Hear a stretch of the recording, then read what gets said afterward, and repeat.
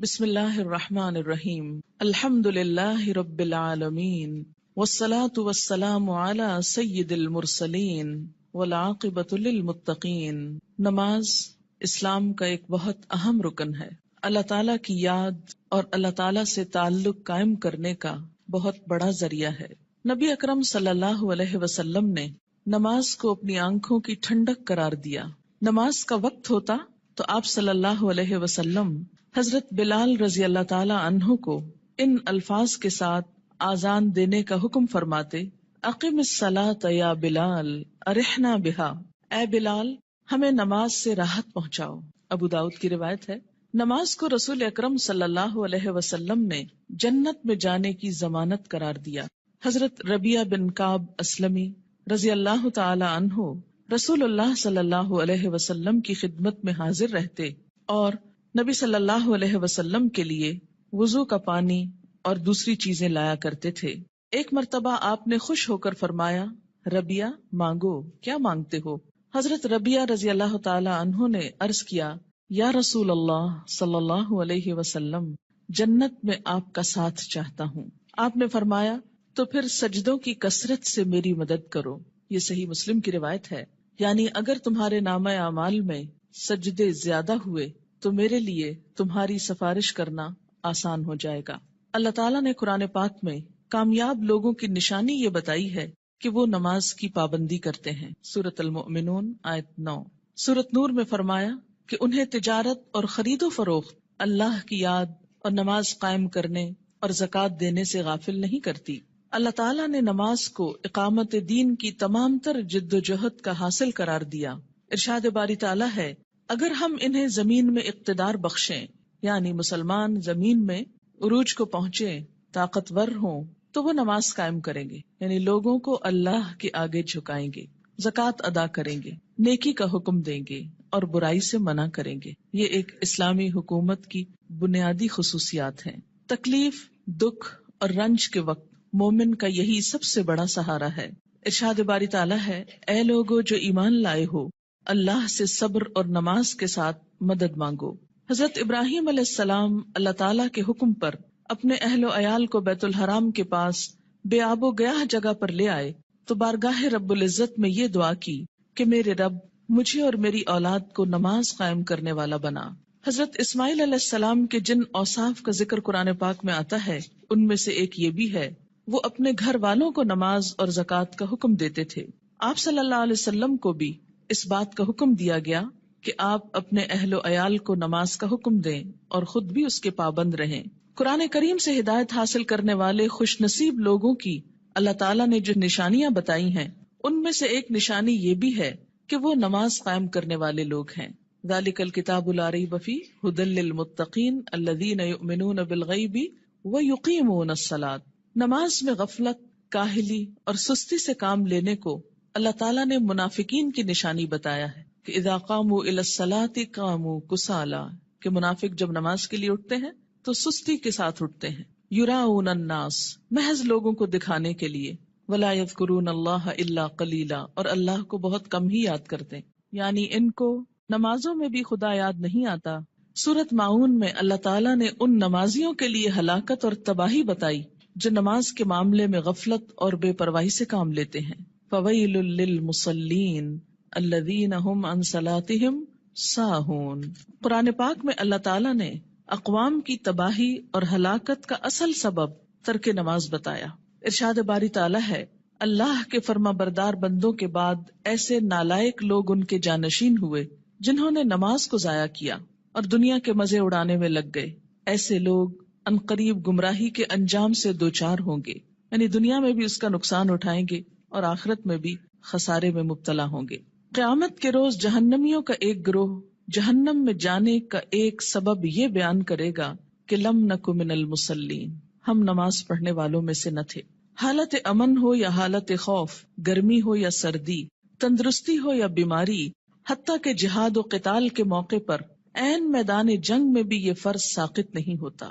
رسول اکرم صلی اللہ علیہ وسلم 5 فرض نمازوں کے علاوہ نماز تہجد، نماز اشراق، نماز چاشت، تحیت الوضو، تحیت المسجد کا بھی اہتمام فرماتے تھے۔ اور پھر خاص خاص مواقع پر اپنے رب کے حضور توبہ استغفار کے لیے نماز ہی کو ذریعہ بناتے، یعنی صلاۃ توبہ. خسوف ہو یا کسوف یعنی سورج گرہن اور چاند گرہن تو مسجد تشریف لے جاتے، زلزلہ یا آندھی آتی تو مسجد تشریف لے جاتے، طوفان باد و باران ہوتا تو مسجد تشریف لے جاتے، فاقے کی نوبت آتی تو مسجد تشریف لے جاتے، کوئی پریشانی اور تکلیف ہوتی تو مسجد تشریف لے جاتے، سفر سے واپسی ہوتی تو پہلے مسجد تشریف لے جاتے پھر گھر پلٹتے، بارش نہ ہوتی تو بھی نماز ادا کرتے. گویا ہر غم، دکھ اور تکلیف کے موقع پر نماز. آج ہم میں سے بہت سے لوگ طرح طرح کے وظائف کرنے کے لیے گھنٹوں خود کو وقف کرتے ہیں، لیکن 2 رکعت نماز ان پر بہت بھاری ہوتی ہے. حیات طیبہ کے آخری دنوں میں بیماری کی حالت میں بھی نبی صلی اللہ علیہ وسلم کو جس چیز کی سب سے زیادہ فکر تھی وہ نماز تھی. وفات مبارک سے چند یوم قبل تیز بخار کی وجہ سے آپ پر غنودگی کی حالت طاری تھی. عشاء کے وقت آنکھ کھلی تو سب سے پہلے یہ سوال کیا، کیا لوگوں نے نماز پڑھ لی ہے؟ یعنی سب سے زیادہ جس بات کی فکر تھی وہ کیا؟ نماز. عرض کیا گیا نہیں، آپ ہی کا انتظار ہے. سرور عالم صلی اللہ علیہ وسلم نے پھر اٹھنا چاہا تو بے ہوش ہو گئے. جب آنکھ کھلی تو زبان مبارک سے پھر وہی الفاظ نکلے، کیا لوگوں نے نماز پڑھ لی ہے؟ عرض کیا گیا نہیں، آپ ہی کا انتظار ہے. تیسری مرتبہ اٹھنے کی کوشش میں پھر غشی طاری ہو گئی. افاقہ ہونے پر ارشاد فرمایا، ابو بکر نماز پڑھائیں. وفات مبارک سے چند لمحے پہلے آپ نے امت کو جو آخری وصیت فرمائی وہ یہ تھی، الصلاۃ الصلاۃ وما ملکت ایمانکم، یعنی مسلمانوں نماز نماز اور اپنے غلاموں کا ہمیشہ خیال رکھنا.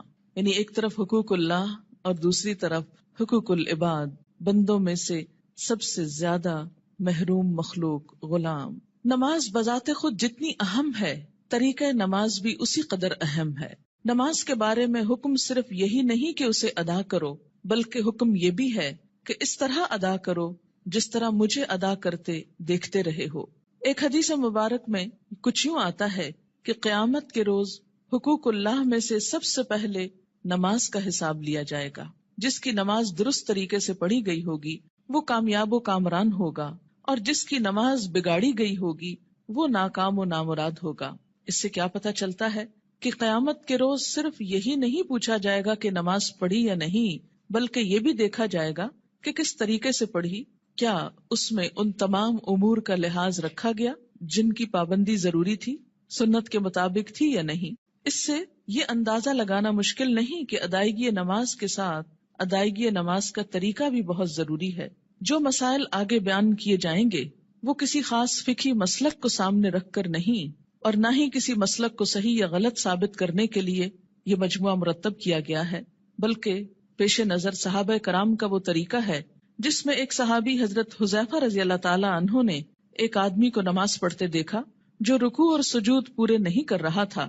جب وہ آدمی نماز سے فارغ ہوا تو حضرت حذیفہ رضی اللہ تعالی عنہ نے اسے بلا کر کہا، تم نے نماز نہیں پڑھی، اور اگر اسی طرح کی نماز پڑھتے پڑھتے مر گئے تو طریقہ اسلام کے خلاف مرو گے. یعنی اگر رکوع سجدہ صحیح طور پر ادا نہیں ہوا مکمل طور پر تو وہ نماز پھر نماز نہیں، ایک مذاق ہے نماز کا. ایک دوسرے صحابی حضرت عبداللہ بن عباس رضی اللہ تعالی عنہ نے ایک شخص کو نماز عید سے پہلے نفل پڑھتے دیکھا تو اسے منع کیا. وہ کہنے لگا، اللہ تعالیٰ مجھے نماز پڑھنے پر عذاب نہیں کرے گا. حضرت عبداللہ بن عباس نے فرمایا، اللہ تعالیٰ تجھے سنت رسول صلی اللہ علیہ وسلم کی مخالفت کرنے پر ضرور عذاب دے گا، کیونکہ آپ نے کبھی نماز عید سے پہلے عیدگاہ میں نفل نہیں پڑھے تھے.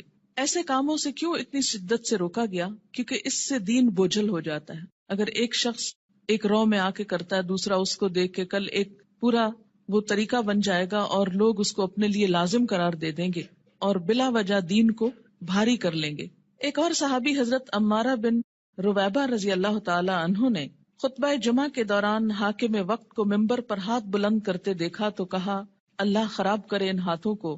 میں نے رسول اللہ صلی اللہ علیہ وسلم کو دیکھا ہے کہ اس سے زیادہ نہ کرتے تھے. یعنی جمعے کے خطبے کا بھی ایک خاص سٹائل ہونا چاہیے، اور اپنی انگشت شہادت سے اشارہ کیا کہ انگلی سے زیادہ آپ خطبے کے دوران ہاتھوں کو نہیں اٹھاتے تھے. آج آپ دیکھیے سنت کی جب مخالفت ہوتی ہے تو اس کا نتیجہ کیا نکلا ہے کہ لوگ دین سے ہی بھاگنا شروع ہو گئے، کیونکہ بتانے والوں کا انداز اور سٹائل اور بیٹھنا اور گفتگو کرنا یہ سب کچھ دین کے یا حق میں جاتا ہے یا خلاف جاتا ہے۔ سنت رسول صلی اللہ علیہ وسلم سے محبت کا یہی جذبہ ہم سب کا مذہب ہے، اور اسی جذبے کے تحت یہ احادیث پیش کی جا رہی ہیں۔ صحابہ کرام کے مذکورہ بالا طرز عمل سے یہ بھی معلوم ہوتا ہے کہ جن مسائل کو ہم فروعی، اختلافی اور غیر اہم سمجھتے ہوئے نظر انداز کر دیتے ہیں، صحابہ کرام کے نزدیک ان کی کتنی اہمیت تھی۔ حقیقت یہ ہے کہ جو شخص رسول اللہ صلی اللہ علیہ وسلم کے اس فرمان مبارک سے آگاہ ہے، من رغب عن سنتی فلیس منی، یعنی جس شخص نے میری سنت اختیار کرنے سے گریز کیا وہ مجھ سے نہیں، وہ کسی بھی سنت کو معمولی اور غیر اہم سمجھ کر نظر انداز کرنے کی جسارت نہیں کر سکتا۔ ہمارے ہاں یہ ٹرینڈ بہت عام ہو گیا ہے کہ جو تو قرآن میں لکھا ہے یا جو فرض کے درجے میں ہے وہ تو ہم کر لیں، اور سنت وہ تو معمولی چیز ہے، کوئی فرض تھوڑی ہے۔ اور ہم نے دیکھا ہے سعودی عرب میں لوگ ایسا نہیں کرتے اور فلاں ملک کے لوگ ایسا نہیں کرتے۔ تو یاد رکھیے کہ ہمارے لیے نہ سعودی عرب کے لوگ کوئی مثال ہیں اور نہ کسی اور ملک کے، ہمارے لیے تو مثال 1400 سال پیچھے جاتی ہے نبی اکرم صلی اللہ علیہ وسلم کی ذات میں۔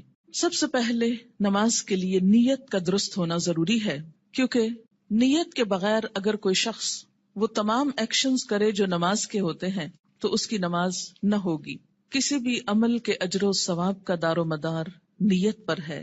حضرت عمر بن خطاب رضی اللہ تعالی عنہ کہتے ہیں، میں نے رسول اللہ صلی اللہ علیہ وسلم کو فرماتے ہوئے سنا کہ اعمال کا دار و مدار نیت پر ہے، ہر شخص کو وہی ملے گا جس کی اس نے نیت کی، لہٰذا جس نے دنیا حاصل کرنے کی نیت سے ہجرت کی اسے دنیا ہی ملے گی، جس نے کسی عورت سے نکاح کرنے کی غرض سے ہجرت کی اسے عورت ہی ملے گی، بس مہاجر کی ہجرت کا صلہ وہی ہے جس کے لیے اس نے ہجرت کی۔ یعنی ہجرت جیسا بڑا نیکی کا کام بھی زیادہ فائدہ مند نہیں اگر اللہ کے لیے نہ ہو۔ فتنہ دجال سے بھی بڑا فتنہ دکھاوے کی نماز ہے، دکھاوے کی نماز۔ عن ابی سعید رضی اللہ عنہ قال خرج علینا رسول اللہ صلی اللہ علیہ وسلم ونحن نتذاکر المسیح الدجال فقال الا اخبرکم بما هو اخوف علیکم عندی من المسیح الدجال فقلنا بلا یا رسول اللہ صلی اللہ علیہ وسلم قال الشرک الخفی ان یقوم الرجل فیصلی فیزید صلاته لما یرى من نظر رجل رواہ ابن ماجہ۔ حضرت ابو سعید رضی اللہ عنہ کہتے ہیں کہ ہم مسیح دجال کا ذکر کر رہے تھے، اتنے میں رسول اللہ صلی اللہ علیہ وسلم تشریف لائے اور فرمایا، کیا میں تمہیں دجال کے فتنے سے زیادہ خطرناک بات سے آگاہ نہ کروں؟ ہم نے عرض کیا، ضرور یا رسول اللہ صلی اللہ علیہ وسلم۔ آپ نے فرمایا، شرک خفی یعنی خفیہ شرک جس کو پروناؤنس نہ کیا جائے لیکن وہ دل میں چھپاؤ، یہ دجال سے بھی زیادہ خطرناک ہے، اور وہ یہ ہے کہ ایک آدمی نماز کے لیے کھڑا ہو اور نماز کو اس لیے لمبا کرے کہ کوئی آدمی اسے دیکھ رہا ہے، یعنی تنہائی میں نماز پڑھے تو چھوٹی سی پڑھ لے، قل هو اللہ پڑھ کے ختم کر دے، اور اگر لوگوں کے بیچ میں پڑھ رہا ہے، لوگوں کے ساتھ پڑھ رہا ہے تو صرف اس لیے لمبی کر دے کہ لوگ دیکھیں گے تو پھر ان کے نزدیک میں بہت نیک کہلاؤں گا۔ اسے شرک بھی کہا گیا، یعنی شرک خفی، اور اسے دجال کے فتنے سے زیادہ بدترین چیز قرار دیا گیا۔ اور یہ بندوں کو بھی دھوکہ دینا ہے اور اللہ کو بھی۔ منافقین کی ایک صفت ہم نے قرآن پاک میں پڑھی تھی کہ یخادعون اللہ والذین آمنوا، یعنی اپنے ساتھ والوں کو دھوکہ دینے کی بات ہے نا، کہ وہ سمجھیں گے کہ میں اتنا اچھا نمازی ہوں جبکہ ہوں نہیں، تنہائی میں پڑھوں تو کچھ اور پڑھتا ہوں۔ وما یخدعون الا انفسهم، ایسے لوگ محض اپنے آپ ہی کو دھوکہ دیتے ہیں۔ تو جیسی ہم اکیلے میں پڑھتے ہیں ویسی اگر سب کے سامنے پڑھ لیں گے تو کوئی ہم کو نہیں مارے گا، ہو سکتا ہے کوئی نوٹس بھی نہ کر رہا ہو ہم کیا کر رہے ہیں، کسی کو اتنی فرصت کہاں کہ وہ سب اپنے کام چھوڑ کے صرف یہ دیکھے کہ اس کی نماز کتنی لمبی اور چھوٹی۔ یہ محض شیطان کا خیال ہوتا ہے جو ہمارے نیک عمل کو بھی برباد کر دیتا ہے۔ دکھاوے کی نماز شرک ہے۔ ان شداد ابن اوس رضی اللہ عنہ قال سمعت رسول اللہ صلی اللہ علیہ وسلم یقول من صلی یرائی فقد اشرک ومن صام یرائی فقد اشرک ومن تصدق یرائی فقد اشرک، رواہ احمد۔ حضرت شداد بن اوس رضی اللہ عنہ کہتے ہیں، میں نے رسول اللہ صلی اللہ علیہ وسلم کو فرماتے ہوئے سنا ہے، جس نے دکھاوے کی نماز پڑھی اس نے شرک کیا، جس نے دکھاوے کا روزہ رکھا اس نے شرک کیا، جس نے دکھاوے کا صدقہ کیا اس نے شرک کیا۔ اسے احمد نے روایت کیا ہے۔ نماز کی فرضیت۔ نماز اسلام کا دوسرا اہم رکن ہے۔ ان ابن عمر رضی اللہ عنہما قال قال رسول اللہ صلی اللہ علیہ وسلم بنی الاسلام علی خمس شہادت اللہ الہ الا اللہ وان محمدن رسول اللہ واقام الصلاۃ وایتاء الزکاۃ والحج وصوم رمضان رواہ البخاری۔ حضرت عبداللہ بن عمر رضی اللہ عنہ کہتے ہیں کہ رسول اللہ صلی اللہ علیہ وسلم نے فرمایا، اسلام کی بنیاد 5 چیزوں پر رکھی گئی ہے، اس بات کی شہادت، گواہی کہ اللہ کے سوا کوئی الہ نہیں اور محمد صلی اللہ علیہ وسلم اللہ کے رسول ہیں، نمبر 2 نماز قائم کرنا، نمبر 3 زکوٰۃ ادا کرنا، نمبر 4 حج کرنا، نمبر 5 رمضان کے روزے رکھنا۔ اسے بخاری نے روایت کیا ہے۔ ہجرت سے قبل 2 رکعت اور ہجرت کے بعد 4 رکعت نماز فرض ہوئی، یعنی نماز کی فرضیت کیسے ہوئی؟ مکہ میں کیسے تھی؟ ہجرت سے قبل 2 فرض اور بعد میں 4 ہو گئے اور فجر 2 ہی رہی۔ عن عائشہ رضی اللہ عنہا قالت فرض اللہ الصلاۃ حین فرضها رکعتین فی الحضر والسفر فاقرت صلاۃ السفر وزید فی صلاۃ الحضر متفق علیہ۔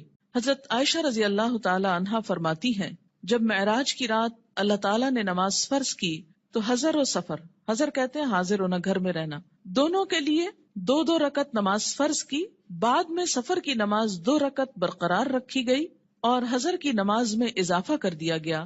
اسے بخاری اور مسلم نے روایت کیا ہے۔ نماز کی فضیلت، روزانہ باقاعدگی سے 5 نمازیں ادا کرنے سے تمام صغیرہ گناہ معاف ہو جاتے ہیں۔ ان ابی ہریرہ رضی اللہ عنہ قال قال رسول اللہ صلی اللہ علیہ وسلم ارأیتم لو ان نہرا بباب احدکم یغتسل فیہ کل یوم 5 ما تقول ذلك یبقی من درنہ قالوا لا یبقی من درنہ شیئا قال فذلك مثل الصلوات الخمس یمحو اللہ بها الخطایا متفق علیہ۔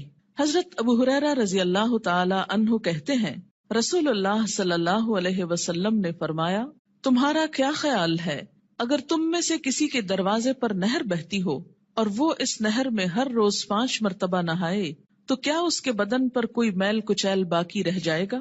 صحابہ کرام نے عرض کیا، نہیں، کسی قسم کا میل کچیل باقی نہیں رہے گا۔ آپ صلی اللہ علیہ وسلم نے فرمایا، یہی 5 نمازوں کی مثال ہے، اللہ تعالیٰ ان نمازوں کے ذریعے گناہ مٹا دیتا ہے۔ اسے بخاری اور مسلم نے روایت کیا ہے۔ یاد رکھیے کہ کچھ گناہ ایسے ہوتے ہیں کہ جن کو نیکیاں مٹاتی چلی جاتی ہیں۔ ان الحسنات یذہبن السیئات، اس میں کیا چیز آتی ہے؟ مثلا آپ کے ہاتھوں کو ڈسٹ اور چھوٹی موٹی گندگی لگ جاتی ہے کام کرتے ہوئے، جب آپ پانی سے دھوتے ہیں تو وہ ڈسٹ خود بخود بہہ جاتی۔ کچھ چکنائی وغیرہ کے داغ ایسے ہوتے ہیں کہ جو صرف پانی سے نہیں دھلتے، اس کے لیے آپ کو صابن استعمال کرنا پڑتا ہے۔ کچھ داغ ایسے ہوتے ہیں پینٹ وغیرہ کے کہ جو صرف پانی اور صابن سے نہیں دھلتے، ان کے لیے آپ کو مخصوص قسم کا سولوشن استعمال کرنا ہوتا ہے جو ان دھبوں کو دور کر دے۔ اسی طرح روحانی نجاستیں اور گناہ، ان کی بھی کچھ قسمیں ایسی ہیں کہ جو خود بخود نیکیوں سے مٹتی چلی جاتی ہیں، کچھ کے لیے عبادات کفارے کا ذریعہ بنتی ہیں، لیکن کچھ گناہ ایسے ہیں کہ جن کے داغ بہت سخت ہیں اور ان کے لیے خصوصی عمل، توبہ، استغفار، ان گناہوں کا کفارہ اور مداوع ضروری ہوتا ہے۔ جب تک ان پہ مثلاً حد جاری نہ ہو جائے یا کفارہ نہ دے دیا جائے یا بطور خاص اس کی توبہ اور اصلاح نہ کر لی جائے تو وہ گناہ معاف نہیں ہوتے۔ تو اسی لیے اس حدیث کا یہ جو معنی کیا گیا ہے یمحو اللہ بها الخطایا، تو خطایا سے مراد کیا ہے؟ عام چھوٹے موٹے گناہ جو انسان ہونے کے ناطے بھول چوک کر اچانک انسان سے سرزد ہو جاتے ہیں۔ آپ منہ سے کچھ کہنے چلے تھے، کچھ اور کہہ بیٹھے، آپ کی نیت نہیں تھی، ارادہ نہیں تھا، اچانک ہی کچھ ہو گیا، پھر احساس ہوتا ہے، پھر آپ دوبارہ اس کی اصلاح کرتے ہیں، لیکن بسا اوقات وہ بھی بھول جاتے ہیں۔ تو ایسے میں کیا ہے کہ جو چیزیں انجانے میں نہ چاہتے ہوئے انسان سے ہو جائیں تو اللہ تعالیٰ انسان کے گناہوں کو مختلف عبادات کے ذریعے دھوتا رہتا ہے۔ نماز گناہوں کی آگ کو ٹھنڈا کرتی ہے۔ ان انس بن مالک رضی اللہ عنہ قال قال رسول اللہ صلی اللہ علیہ وسلم ان للہ ملکا ینادی عند کل صلاة یا بنی آدم قوموا الی نیرانکم التی اوقدتموها فاطفئوها رواہ الطبرانی فی الاوسط۔ حضرت انس بن مالک رضی اللہ تعالی عنہ کہتے ہیں، رسول اللہ صلی اللہ علیہ وسلم نے فرمایا، ہر نماز کے وقت اللہ تعالیٰ کا مقرر کردہ فرشتہ پکارتا ہے، لوگو اٹھو اس آگ کو بجھانے کے لیے جسے تم نے اپنے گناہوں سے جلایا ہے. یعنی انسان کے گناہ انسان کے لیے جہنم کی آگ تیار کرتے ہیں، لیکن جب انسان نماز پڑھتا ہے آگ بجھ جاتی. 5 نمازیں باقاعدگی سے ادا کرنے والا قیامت کے دن صدیقین اور شہداء کے ساتھ ہوگا.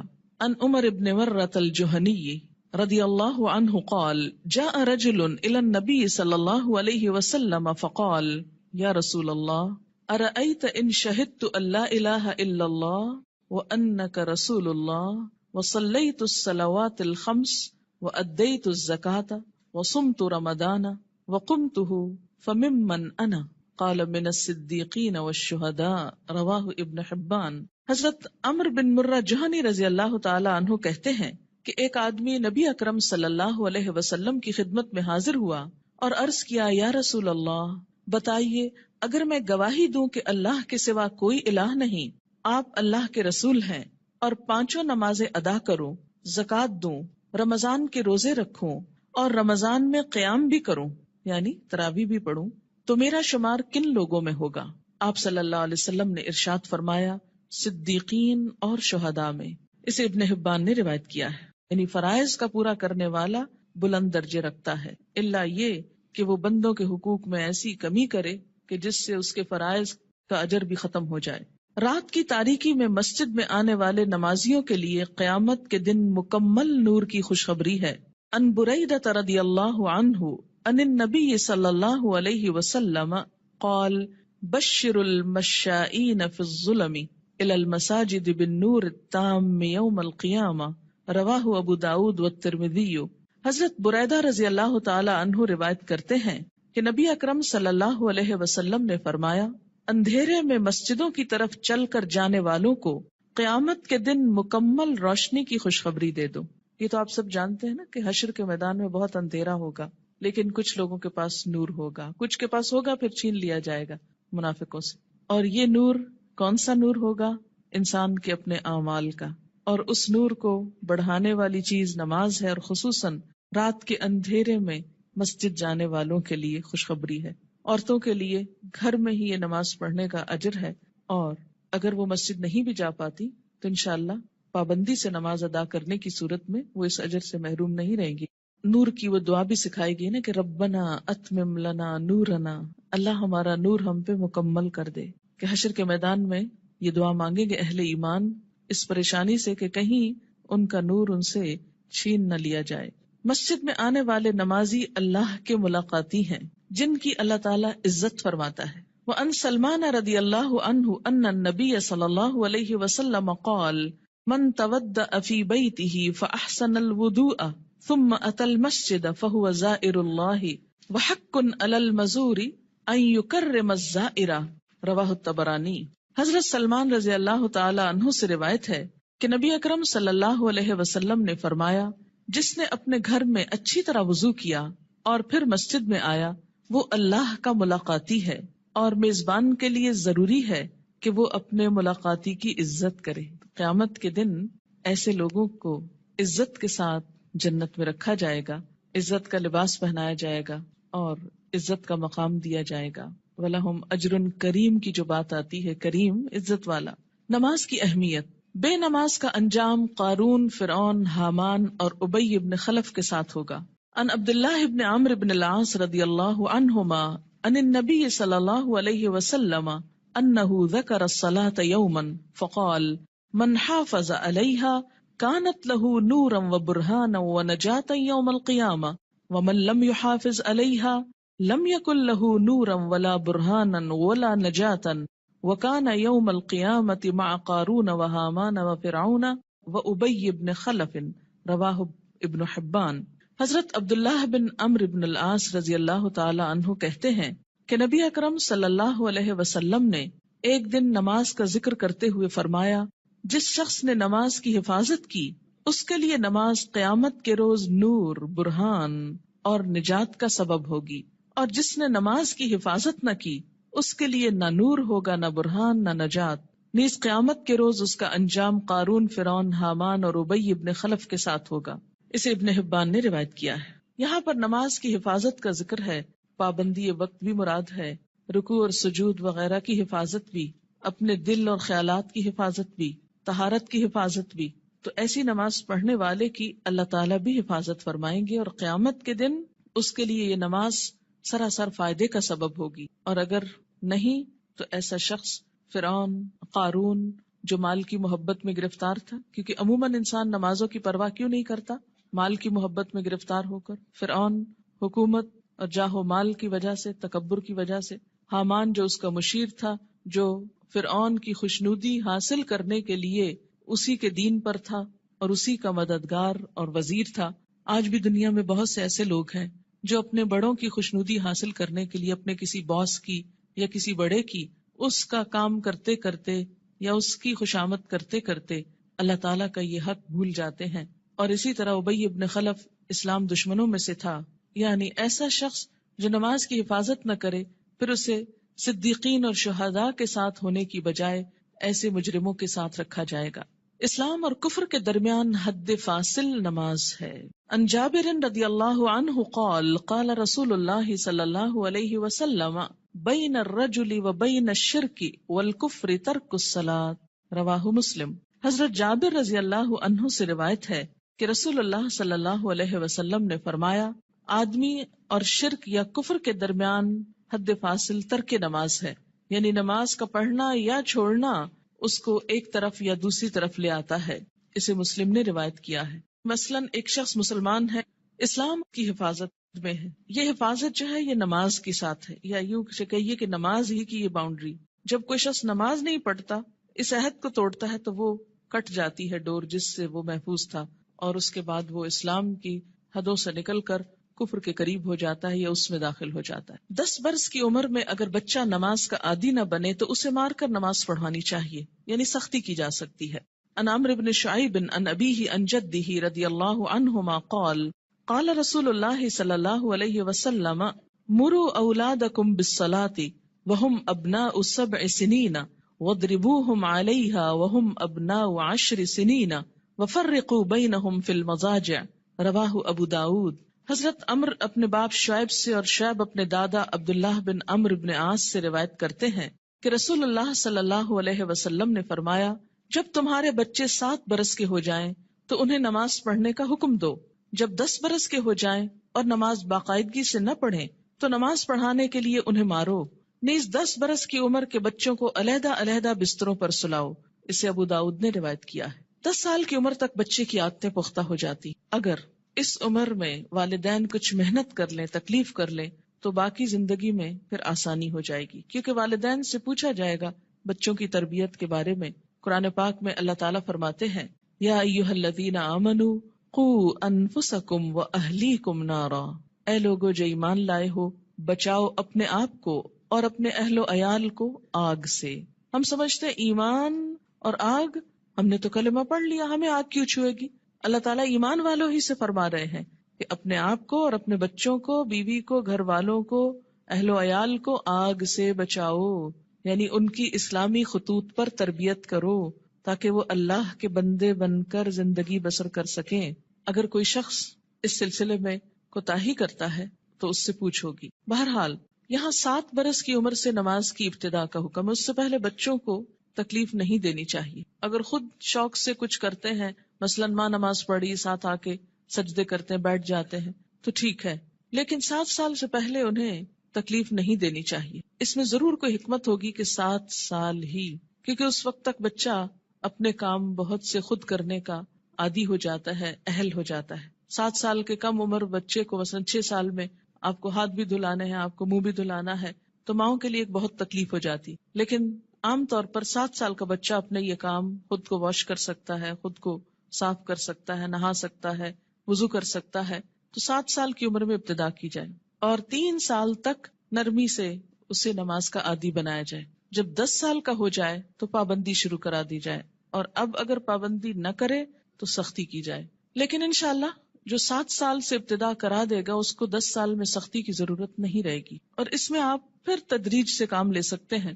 مثلا میں نے اپنے بچوں کے ساتھ یہ کیا کہ ان کو جو 7ویں سال کی جو برتھ ڈے آپ سیلیبریٹ کرتے ہیں تو کیک کھلانے کی بجائے بٹھا کے یہ بتایا کہ نماز کتنی امپورٹنٹ ہے، اور آج سے تم 7 سال کے ہو گئے ہو اور ہم سب مل کر مغرب کی نماز پڑھیں گے. میں نے یہ نہیں کہا کہ تم پڑھو، بلکہ ہم پڑھیں گے، اور ساتھ کھڑے ہو کر وضو کروایا، ساتھ کھڑے ہو کر نماز پڑھائی. اس سے بچے کو کچھ بھی مشکل نہیں ہوئی. نماز سے پہلے وضو ایک مشکل کام ہوتا ہے، جو وہ مرحلہ پار کر جائے اس کے لیے اگلا مرحلہ آسان ہو جاتا ہے. تو مائیں اگر وضو کرتے وقت تھوڑا سا وقت 5-7 منٹ لگائیں اور ساتھ وضو کرائیں، اس سے وضو کی بھی اصلاح ہوگی انشاءاللہ، کہ دیکھا جائے گا کہ وہ اپنے کپڑے تو نہیں بھگو رہے یا باتھ روم تو نہیں بھگو رہے. کیونکہ بہت دفعہ دیکھنے میں آتا ہے اب تک کہ بچے تو کیا، بڑے بڑے میچور لوگ جب کسی واش روم سے نکلتے ہیں تو سارا واش روم یوں لگتا ہے جیسے کوئی نہا کے نکلا ہو یہاں سے. کبھی سمجھ نہیں آئی کہ اس قدر پانی گرانے کی، کہ جو سنک سے باہر زمین پر بھی پورا پھیل جائے اور کپڑے بھی اور سب کچھ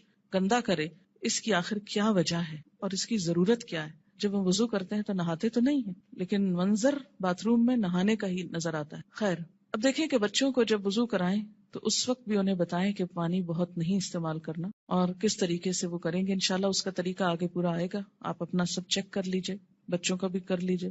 پھر اس کے بعد یہ کہ ساتھ کھڑا کر کے نماز پڑھیں، کیونکہ تنہا نماز پڑھنے میں کوتاہی ہوتی ہے، مشکل لگتی ہے. جب ساتھ ماں ہوتی ہے تو بچے کو بہت ڈھارس ہوتی اور آسانی سے نماز پڑھ لیتا ہے. 1 آدھ مہینہ آپ صرف ایک ہی نماز پڑھائیں، پھر اس کے بعد عصر کی ساتھ شروع کر لیں، پھر ظہر کی کر لیں. ظہر میں اگر صرف فرض بھی پڑھ لیں تو کافی ہے. پھر اسی طرح عشاء پر لے آئیں، پھر فجر پر. 10 سال کی عمر تک اگر وہ اپنی مرضی سے فجر اٹھ کے پڑھ لیتے ہیں تو کوئی بات نہیں، لیکن 10 سال کے بعد پھر فجر سورج نکلنے سے پہلے، اور پھر آہستہ آہستہ سنت کی رغبت بھی. فجر کی تو سنت خیر پڑھی ہی جائے گی، لیکن باقی نمازوں میں آہستہ آہستہ رغبت، حتیٰ کہ جب بالغ ہوں، 12 سال 13 14 مختلف بچوں کی مختلف بلوغت کی عمر ہوتی ہے، تو اس وقت پھر ان کو دین کی ایسی باتیں ساتھ پڑھائیں کہ جس سے ان کے دل میں سنت پڑھنے کی، نفل پڑھنے کی محبت پیدا ہو جائے، اور وہ نماز سے بھاگے نہیں بلکہ نماز سے محبت کرے، ایسی ہی جیسے اللہ کے رسول صلی اللہ علیہ وسلم فرماتے تھے، اٹھو بلال، نماز قائم کرو اور ہمیں راحت پہنچاؤ. کہ نماز ایک خوشی کی خبر بن جائے، نہ کہ ایک پریشانی کی. اور اس میں تھوڑی سی محنت کی ضرورت ہے. اگر کوئی بچہ محنت کے باوجود، کوشش کے باوجود نہ پڑھنے کی طرف آئے تو پھر خصوصی طور پر دعا مانگے، نفل حاجت کے پڑھ کر خصوصی دعا بچے کے لیے مانگے کہ اللہ تعالیٰ اس کے لیے یہ کام آسان کر دے اور اس کے دل میں یہ محبت پیدا کر دے. آپ دیکھیں کہ اگر آپ بچوں کو نماز کا عادی کر دیں گے تو آپ کو کتنا فائدہ ہے کہ ہر نماز میں جب وہ پڑھیں گے ربنا اغفر لی ولوالدی، یعنی ہر نماز کے اندر وہ آپ کے لیے دعائیں کریں گے. ربنا اغفر لی ولوالدی، اللہ مجھ کو معاف کر دے اور میرے والدین کو کر دے. مفت کی دعائیں ملتی جائیں گی ساری زندگی. دنیا سے چلے بھی جائیں تو پیچھے سے بچے دعائیں کریں گے، ورنہ الگ سے کس کو یاد رہتا ہے کہ وہ دعا کرے. اور ایسے ہی بچے پھر ماں باپ کے لیے صدقہ جاریہ ہو جاتے ہیں. صرف نماز عصر کا فوت ہونا ایسا ہے جیسے کسی کا مال اور اہل و عیال لٹ جائے.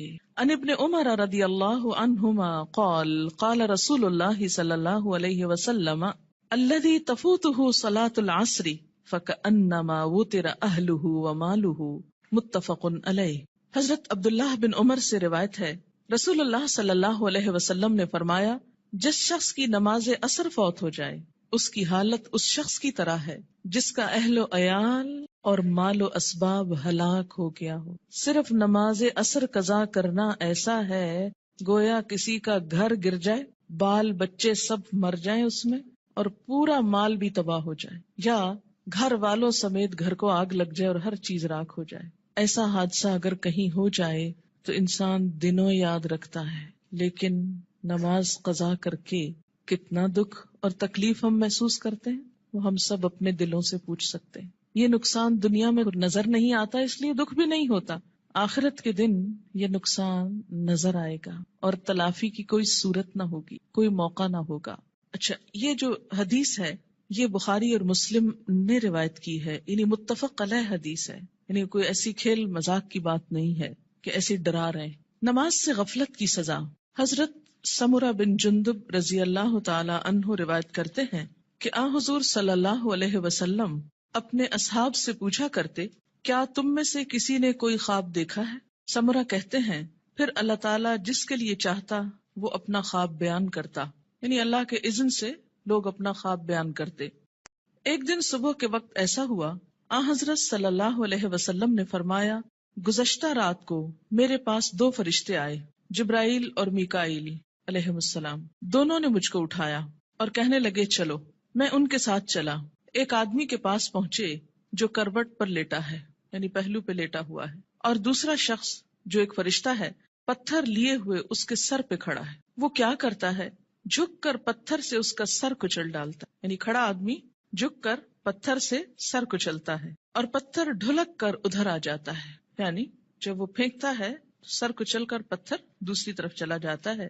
وہ شخص پتھر کو سنبھالنے کے لیے جاتا ہے، دوسری طرف جا کے پتھر اٹھاتا ہے، اور جب پتھر لے کر آتا ہے تو اس لیٹے ہوئے شخص کا سر جڑ کر جیسے پہلے تھا ویسے ہی ہو چکا ہوتا ہے. پھر وہ پتھر مار کر اس کا سر کچلتا ہے. ایسا ہی پھر برابر ہوتا رہتا ہے کہ مارا جاتا ہے، سر کچلا جاتا ہے، جب تک پتھر کو دوبارہ اٹھایا جاتا ہے سر پھر درست ہو جاتا ہے، پھر مارا جاتا ہے. یہ بار بار سر کا درست ہونا اور بار بار مارا جانا یہ دراصل عذاب کی شدت کی طرف اشارہ ہے. میں نے کہا، کس نے؟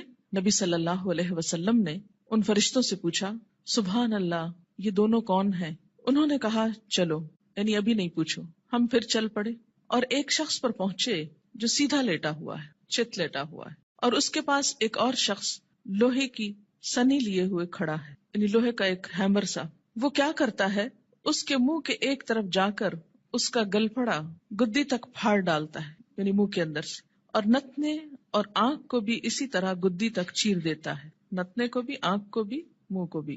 پھر منہ کی دوسری طرف جا کر بھی ایسا ہی کرتا ہے، اور جب ایک طرف کا چیرتا ہے تو دوسری طرف جا کر بھی ایسا ہی کرتا ہے، اور جب ایک طرف چیر چکا ہوتا ہے تو دوسری طرف بالکل درست ہو چکی، نہیں پہلے ایک طرف پھر دوسری طرف، اتنے میں پہلا درست ہو چکا ہوتا ہے، اور پھر وہ اسی طرح اس کو چیرتا ہے، پھر وہ درست ہو جاتا ہے. ایسا ہی برابر ہو رہا ہے. میں نے اپنے ساتھ والے فرشتوں سے پوچھا، سبحان اللہ، یہ دونوں کون ہیں؟ انہوں نے کہا چلو چلو، یعنی ابھی آگے چلتے ہیں، ابھی نہ پوچھو. خیر پھر ہم تینوں چلے. ایک گڑھے پر پہنچے جو تندور کی طرح تھا. سمرہ بن جندب رضی اللہ تعالی عنہ کہتے ہیں، میں سمجھتا ہوں کہ حضور صلی اللہ علیہ وسلم نے یہ بھی فرمایا، اس تندور میں غل اور شور ہو رہا تھا. ہم نے جو جھانک کر دیکھا تو اس میں مرد اور عورتیں ہیں، لیکن سب ننگے، اور جب ان کے نیچے سے آگ کی لپٹ ان پر آتی ہے تو چلاتے ہیں. میں نے اپنے ساتھ والے فرشتوں سے پوچھا، یہ کون لوگ ہیں؟ انہوں نے کہا چلو، یعنی ابھی آگے چلتے ہیں. خیر پھر ہم تینوں چلے اور ایک ندی پر پہنچے. سمرہ کہتے ہیں، میں سمجھتا ہوں کہ حضرت صلی اللہ علیہ وسلم نے فرمایا، اس کا پانی، ندی کا پانی خون کی طرح سرخ تھا، اور ایک شخص اس ندی میں تیر رہا تھا. ندی کے کنارے ایک اور شخص کھڑا تھا جس نے اپنے سامنے بہت سے پتھر اکٹھے کر رکھے تھے. یہ شخص جو ندی میں تیر رہا تھا، تیرتے تیرتے اس کنارے والے شخص کے پاس آتا اور اپنا منہ کھول دیتا. وہ اس کے منہ میں ایک پتھر دے دیتا، پھر ندی میں چل دیتا، پھر لوٹ کر آتا تو کنارے والا شخص ایک اور پتھر اس کے منہ میں دے دیتا. غرض جب وہ لوٹ کر آتا یہی ہوتا. میں نے اپنے ساتھ والے فرشتوں سے پوچھا، یہ دونوں کون ہیں؟ انہوں نے کہا چلو چلو چلو، چلتے ہیں. خیر پھر ہم تینوں چلتے چلتے ایک نہایت بدصورت بد شکل مرد کے پاس پہنچے، بہت ہی بدصورت جو تم نے کبھی بھی دیکھا ہو. وہ کیا کر رہا تھا؟ آگ سلگا رہا تھا اور اس کے گرد دوڑ رہا تھا. میں نے اپنے ساتھ والے فرشتوں سے پوچھا، یہ کون ہے؟ انہوں نے کہا چلو چلتے ہیں. پھر ہم تینوں چلے. چلتے چلتے ایک بہت گھنے سبز باغیچے پر پہنچے. اس میں ہمہ قسم کے پھول تھے، یعنی ہر طرح کے پھول تھے. اس کے بیچوں بیچ ایک لمبے قد کا آدمی تھا، اتنا لمبا کہ مجھ کو اس کا سر دیکھنا مشکل ہو گیا، اور اس کے گرد بہت سے لڑکے جمع ہیں. اتنے لڑکے میں نے کبھی نہیں دیکھے. میں نے اپنے ساتھ والے فرشتوں سے پوچھا، یہ لمبا شخص کون ہے اور یہ لڑکے کون ہیں؟ انہوں نے کہا چلو چلتے ہیں، ابھی نہ پوچھو. خیر پھر ہم تینوں چلے اور ایک بڑے باغ پر پہنچے. ایسا بڑا باغ اور عمدہ باغ میں نے کبھی نہیں دیکھا. میرے ساتھ والے فرشتوں نے مجھ سے کہا، اس باغ میں ایک درخت تھا، اس پر چڑھ جا. ہم تینوں اس پہ چڑھ گئے اور جاتے جاتے ایک شہر پر پہنچے جو سونے چاندی کی اینٹوں سے بنایا گیا تھا. ہم نے اس شہر کے دروازے پر آ کر دروازے کو کھلوایا. دروازہ کھولا گیا، ہم اس کے اندر گئے. وہاں ہم کو ایسے آدمی ملے کہ ان کا آدھا دھڑ تو نہایت خوبصورت، بہت ہی خوبصورت جو کبھی تم نے دیکھا ہو، اور آدھا بدصورت. میرے ساتھ والے فرشتوں نے ان سے کہا، جاؤ اس ندی میں گر پڑو، غوطہ لگاؤ. وہاں ایک اور ندی دکھائی دی جو چوڑائی میں بہ رہی تھی. اس کا پانی دودھ کی طرح سفید تھا، غرض یہ آدمی اس ندی میں کود پڑے، پھر جو لوٹ کر ہمارے پاس آئے تو ان کی بدصورتی جاتی رہی، ان کا پورا جسم خوبصورت ہو گیا۔ اب میرے ساتھ والے فرشتے کہنے لگے یہ شہر جنت العدن ہے، قرآن پاک میں آتا نا جنات و عدن، ہمیشہ رہنے والا باغ، ایور گرین، اور یہی تمہارا مقام ہے۔ میری آنکھ جو اوپر اٹھی تو کیا دیکھتا ہوں، ایک محل ہے سفید ابر کی طرح، یعنی بادل کی طرح۔ ان فرشتوں نے کہا یہ تمہارا گھر ہے۔ میں نے کہا اللہ تم کو برکت دے، مجھ کو چھوڑو میں اپنے گھر میں جاؤں۔ انہوں نے کہا نہیں، ابھی تم اس گھر میں نہیں جا سکتے، لیکن بعد میں تم اس میں داخل ہوگے۔ میں نے کہا اچھا خیر، اس رات کو میں نے جو عجیب عجیب باتیں دیکھی تو ان کی حقیقت بیان کرو۔ انہوں نے کہا ہاں، اب ہم تم سے ان کی حقیقت بیان کرتے ہیں۔ پہلا شخص جو تم نے دیکھا جس کا سر پتھر سے کچلا جا رہا تھا، یہ وہ شخص ہے جس نے قرآن سیکھ کر اس کو چھوڑ دیا تھا۔ فرض نماز کا وقت قضا ہو جاتا اور وہ سویا رہتا، یعنی ایک ہی شخص کے دو عیب تھے۔ نمبر ایک، قرآن سیکھ کر اس کو چھوڑ دیا، یعنی پھر ویسا ہی ہو گیا جیسے اس نے کبھی اس کو پڑھا ہی نہ تھا۔ اور دوسرا قصور، فرض نماز کا وقت قضا ہو جاتا اور وہ سویا رہتا، جیسے فجر کے وقت نہ اٹھنا خاص طور پر۔ وہ شخص جس کے گل پھڑے اور نتنے اور آنکھیں گدی تک چیر رہے تھے، وہ دنیا میں کیا کرتا تھا؟ صبح کو گھر سے نکلتے ہی ایک جھوٹی خبر تراشتا، لوگوں سے کہتا، یعنی پھر بیان کرتا، وہ خبر سارے جہان میں پھیل جاتی۔ یعنی مشغلے کے طور پر کیا اس نے کام اپنا رکھا تھا؟ جھوٹی خبر گھڑنا اور اس کو پھیلا دینا، اور وہ سارے جہان میں پھیل جاتی۔ اور ننگے مرد اور عورت جو تم نے تندور میں دیکھے، وہ زنا کرنے والے اور زنا کرنے والیاں ہیں، یعنی وہ مرد اور عورت جن کے ایکسٹرا میریٹل ریلیشنز تھے دنیا میں۔ اور وہ شخص جو ندی میں تیر رہا تھا، اس کے منہ میں پتھر دیے جاتے تھے، یہ سود خور ہے۔ اور وہ بدصورت شخص جو آگ سلگا رہا تھا اور اس کے گرد دوڑ رہا تھا، وہ دوزخ کا داروغہ ہے۔ اس کا نام کیا ہے؟ قرآن پاک میں کیا آتا ہے؟ مالک، مالک نامی۔ لمبا شخص جو باغیچے میں ملا تھا، وہ ابراہیم علیہ السلام پیغمبر ہیں۔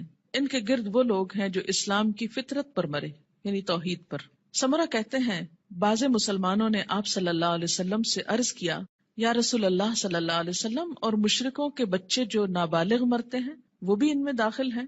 آپ نے فرمایا ہاں، مشرکوں کے بچے بھی، کیونکہ ہر بچہ فطرت پر پیدا ہوتا ہے نا، جب تک اس کا شعور اپنا نہیں جاگ جاتا۔ اب رہے وہ لوگ جن کا آدھا دھڑ خوبصورت تھا، آدھا دھڑ بدصورت، یہ وہ لوگ تھے جنہوں نے دنیا میں اچھے اور برے سب طرح کے کام کیے، یعنی کچھ کام ان کے اچھے تھے اور کچھ کام ان کے برے تھے، آدھے خوبصورت آدھے بدصورت۔ جب اس طرح ان کی پہچان ہو جائے گی تو پھر ایک وقت آئے گا کہ ان کو نہلا کر درست کر دیا جائے گا، کیونکہ جنت میں رہنے والا کوئی شخص پھر ہمیشہ کے لیے بدصورت نہیں ہوگا۔ اب دیکھیں کہ دنیا میں اگر کسی کا ناک اس کی پسند کا نہ ہو، یا چہرے پہ داغ ہو، یا کچھ بھی ہو، یا اگر پاؤں خوبصورت نہ ہو، تو کس قدر شرمندگی محسوس کرتا رہتا ہے، احساس کمتری میں مبتلا ہو جاتا ہے۔ جنت میں اگر کچھ عرصہ بھی ایسا لوگوں کے بیچ میں رہنا پڑے کہ آدھا دھڑ خوبصورت ہو اور آدھا بدصورت ہو، تو کس قدر شرمندگی کی بات ہے۔ اس لیے انسان کے جتنے بھی اعمال ایسے ہوں جو بدصورت کرنے والے ہوں، اس کو ان کو چھوڑ کر خوبصورت کی طرف پلٹنے کی ضرورت ہے۔ بخاری کی یہ روایت ہے، طویل روایت، جس کا ایک حصہ فرض نماز کے بارے میں ہے۔ یاد رکھیے، انبیاء علیہم السلام کی خواب وحی کا ایک ذریعہ ہوتا ہے، اور یہ خواب آپ صحابہ کے بیچ میں بیان کر رہے ہیں اور سکھانے کا ایک طریقہ ہے۔ انبیاء علیہم السلام کو وحی بسا اوقات خواب میں بھی آتی۔ حضرت عائشہ رضی اللہ تعالی عنہا کا بیان ہے کہ نبی صلی اللہ علیہ وسلم پر وحی آنے کی ابتدا ہی سچے خوابوں سے ہوئی تھی۔ انبیاء علیہم السلام کے خواب بھی سچے ہوتے ہیں، اور خواب میں بھی جو سین ان کو دکھائے جاتے ہیں، جو باتیں ان کو دکھائی جاتی ہیں، وہ بالکل سچ ہوتی ہیں، حقیقت۔ تو یہاں پر آپ صلی اللہ علیہ وسلم کو بذریعہ خواب دکھایا گیا کہ ایک شخص ہے جس کا سر پتھر سے کچلا جا رہا ہے، اور پھر ٹھیک ہو جاتا، اور پھر اب آپ دیکھیے کہ جو شخص قرآن یاد کر کے بھلا دیتا ہے، ایک تو حافظ کا انجام بتایا گیا۔ میں آپ لوگوں کو یہ نصیحت کروں گی کہ جب تک بچوں کا اپنا رجحان نہ ہو، اپنا شوق نہ ہو، خدا کے لیے ان کو حفظ نہ کرائیں۔ کیوں؟ اس لیے کہ وہ ماں باپ کے کہنے میں آ کے کر تو لیتے ہیں، لیکن بعد میں اس کی حفاظت نہیں کرتے۔ ماں باپ کیوں اتنا اصرار کرتے ہیں ان کو حفظ کرانے پر؟ ریسنٹلی مجھے کسی نے بتایا کہ وہ خود نماز نہیں پڑھتے لیکن بچوں کو حفظ کرانے کا بہت شوق رکھتے ہیں۔ میں نے کہا ایسی بھی کیا بات ہوئی؟ اس لیے کہ وہ یہ چاہتے ہیں کہ بچے ان کو بخشوا سکیں، بچے حافظ بن جائیں اور ماں باپ کی بخشش کرا سکیں۔ تو جہاں اپنی بخشش کے لیے خود تو نماز پڑھی نہ جائے لیکن بچوں کو حافظ بنا دیا جائے، تو وہ بچے بھی کتنا یاد رکھیں گے، اور باپ کو سوتے دیکھے ساری زندگی تو وہ کتنی نماز پڑھیں گے اور کتنا قرآن پڑھیں گے تو اللہ ہی جانتا ہے۔ اللہ تعالیٰ یخرج الحی من المیت و یخرج المیت من الحی، زندہ سے مردہ اور مردہ سے زندہ کو نکالتا ہے، بے عمل سے باعمل بچے کو پیدا کر سکتا ہے، یہ اس کی شان ہے. لیکن ہم اپنی کوششوں کو بھی دیکھیں کہ ہم کیا کر رہے ہیں. اور اس میں فرض نماز پڑھے بغیر سو جانا میں فجر کی نماز بھی ہو سکتی ہے اور عشاء بھی ہو سکتی ہے، یا پھر ظہر پڑھے بغیر سو جانا، یا پھر عصر کے لیے اٹھنا ہی نہیں، سوئے چلے جانا. نماز فجر اور عشاء کے لیے مسجد میں نہ آنا نفاق کی علامت ہے. باجماعت نماز نہ پڑھنے والے لوگوں کے گھروں کو رسول اکرم صلی اللہ علیہ وسلم نے جلانے کا ارادہ فرمایا. عن ابی ہریرہ رضی اللہ عنہ قال قال رسول اللہ صلی اللہ علیہ وسلم لیس صلاة اسقل علی المنافقین من الفجر والعشاء ولو يعلمون ما فيهما لآتوهما ولو حبوا لقد هممت ان آمر المؤذن فيقيم ثم آمر رجلا يؤم الناس ثم آخذ شعلا من نار فأحرق على من لا يخرج إلى الصلاة بعد. متفق علیہ. حضرت ابو ہریرہ رضی اللہ تعالی عنہ کہتے ہیں کہ رسول اللہ صلی اللہ علیہ وسلم نے فرمایا، منافقوں پر فجر اور عشاء کی نماز سے زیادہ بھاری کوئی نماز نہیں ہے. اگر انہیں پتا چل جائے کہ دونوں نمازوں کا ثواب کتنا زیادہ ہے تو ان دونوں نمازوں میں ضرور آتے، خواہ گھٹنوں کے بل ہی آنا پڑتا. چل نہ سکتے تو رینگ کر آتے، جیسے بچے رینگتے ہیں، کرال کرتے ہیں، کرال کرتے ہوئے آتے. میں نے ارادہ کیا کہ مؤذن کو حکم دوں وہ اقامت کہے، پھر ایک آدمی کو حکم دوں کہ وہ لوگوں کی امامت کرائے، اور خود آگ کا ایک شعلہ لے کر ان لوگوں کے گھروں کو جلا دوں جو اس اذان اور اقامت کے بعد نماز کے لیے نہیں نکلتے. اسے بخاری اور مسلم نے روایت کیا ہے. خلاف سنت ادا کی گئی نماز قیامت کے روز ناکامی اور نامرادی کا باعث ہوگی. قیامت کے روز حقوق اللہ میں سب سے پہلے نماز کا حساب ہوگا. عن ابی ہریرہ رضی اللہ عنہ قال قال رسول اللہ صلی اللہ علیہ وسلم ان اول ما يحاسب به العبد يوم القيامة من عمله صلاته فإن صلحت فقد أفلح وأنجح وإن فسدت فقد خاب وخسر فإن انتقص من فريضته شيء قال الرب تبارك وتعالى انظروا هل لعبدي من تطوع فيكمل بها من انتقص من الفريضة ثم يكون سائر عمله على ذلك رواه الترمذي. حضرت ابو ہریرہ رضی اللہ تعالی عنہ کہتے ہیں رسول اللہ صلی اللہ علیہ وسلم نے ارشاد فرمایا، قیامت کے روز بندے سے سب سے پہلے جس چیز کا حساب لیا جائے گا وہ اس کی نماز ہے. اگر نماز درست ہوئی تو بندہ کامیاب و کامران ہوگا. درست ہوئی یعنی صحیح طریقے پر ہوئی، مراد سنت کے مطابق. اور اگر نماز خراب ہوئی تو ناکام و نامراد ہوگا. خراب نماز سے مراد کیا؟ پڑھی تو لیکن اس کے جو آداب تھے ان کا لحاظ نہیں رکھا. اس میں طہارت، قبلے کا رخ ہونا، لباس کا درست ہونا، یہ ساری چیزیں آ جاتی. اگر بندے کے فرائض میں کچھ کوتاہی ہو گئی تو اللہ تعالیٰ فرمائیں گے میرے بندے کے نامہ اعمال میں دیکھو کوئی نفل عبادت ہے. یعنی اگر فرض نماز کم ہو گئی تو کہاں سے پوری کی جائے گی؟ نفل سے. اگر فرض زکوٰۃ میں کوئی کمی ہو گئی تو نفل صدقات سے. اسی طرح باقی عبادات میں بھی. پھر اس کے تمام اعمال کا حساب اسی طرح ہوگا. پہلے فرائض کو دیکھا جائے گا، اگر کوئی کمی ہو تو نوافل سے پوری کر دی جائے گی. لیکن اگر پڑھے ہی صرف فرض ہوں اور وہ بھی صحیح طریقے پر نہ ہو، اور نوافل کی طرف تو ہماری عام طور پر توجہ ہی کم ہوتی ہے. ہم میں سے کتنے نفل روزے رکھتے ہیں، کتنے نفلی صدقہ کرتے ہیں، کتنے نفل نماز پڑھتے ہیں، کتنے نفلی حج کرتے ہیں. نفل تو ایکسٹرا کے معنوں میں ہے، لیکن چلے اگر کم بھی ہے کچھ تو اس کو صحیح طریقے پر تو ادا کیا جائے تاکہ وہ قیامت کے دن نجات کا سبب بنے. وآخر دعوانا ان الحمد للہ رب العالمین.